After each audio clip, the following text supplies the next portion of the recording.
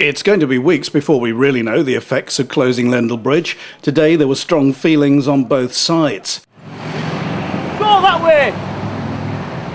Bloody nuisance. Yeah, I'm a bus driver and when it says closed, it says closed. £60 fine, they should be coming for here. They knew about it months ago, so why don't they stick to it? Dave Merrett, the veteran Labour councillor, has steered the scheme through to today's big switch, and he told the media he will abandon it if it doesn't work. We don't have any reason to expect that it's not working. We'll see what problems come up, and we will then try and see if there's any mitigations that we can do in the short run.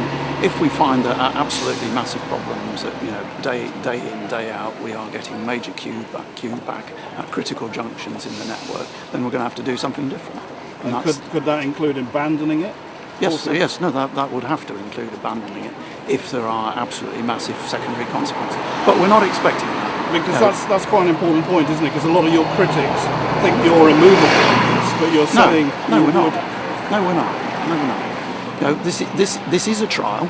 The modelling work that's been done beforehand, we're reasonably confident that it is going to work reasonably well. There will be some extra congestion on the key two alternative routes at Water End and on the Skeldgate Bridge round to Walmgate Bar. But the level of that will depend on what choices people make as to switching some of their journeys to bus, walking and cycling, and in terms of how they reroute. And we've got to give that a reasonable chance to settle down, and people work out which is the best alternative for them for particular journeys, and that will take a week, some weeks. As 10:30 came, there was a distinct lack of ceremony at the Rougier Street end and a distinct lack of people taking any notice of the restrictions. It's now 10:30, the trial ban has started, and I think we've got our first car, which might be about to go across the bridge. So, first car here.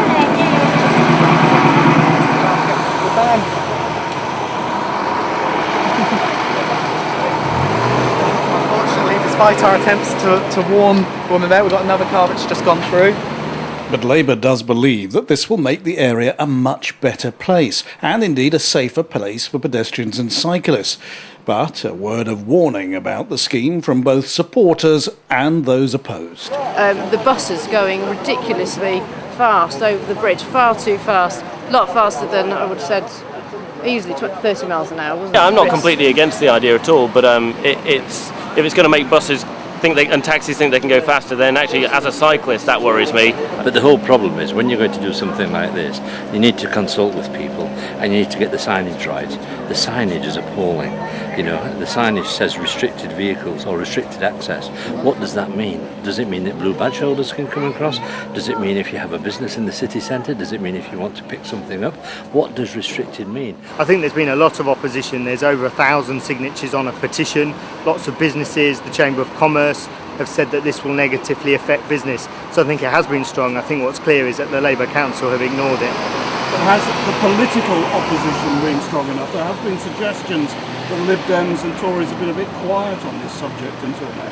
I think we've been as loud as we can to make the point to the Labour Council. And obviously the point that we've been making is that you should have consulted, you should sort out public transport improvements first, and then obviously you can look at congestion reducing schemes. I've booked a train ticket to Swansea and I booked it a long time ago. I'm going to miss it, so I have to buy a whole new train ticket, which might be up to £100. Yes, exactly. So I've missed it. We're stopping traffic, please guys. Please car needs to get through, please. Okay. At first it appeared that council officials were not intervening unless asked to by motorists, but that changed later on. We have no legal powers to stop vehicles. And obviously there's health and safety considerations as well. Clearly, we've put the leaflets round through everyone's door in the city. There's all the advance signing. There's been lots of publicity about it. It is disappointing that some people are still choosing to come through. Without a doubt, this is a bold move in managing the effects of traffic pollution and congestion in York. Will it simply move it elsewhere, or will the dream of a city less reliant on cars become a reality?